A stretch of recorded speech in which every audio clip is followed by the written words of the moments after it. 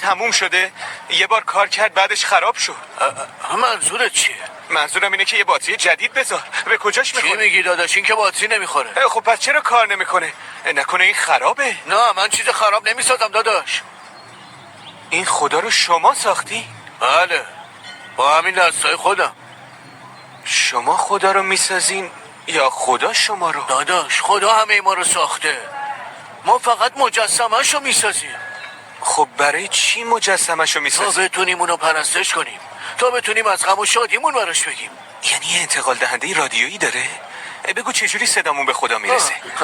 خدا به هیچ انتقال دهنده رادیویی نیاز نداره، اون بی واسطه صدامونو میشنوه. خب اگه بی واسطه میشنوه دیگه چه نیازی به این مجسمه هست؟ ای بابا، من با این چی کار کنم؟ میخوای کار کاسبی ما رو کساد کنی؟ مشکل چیه؟ داداش کنترلمو دزدیدن. من از خدا خواستم تا بهم بگه اون کجاست. نکنه تو مستی؟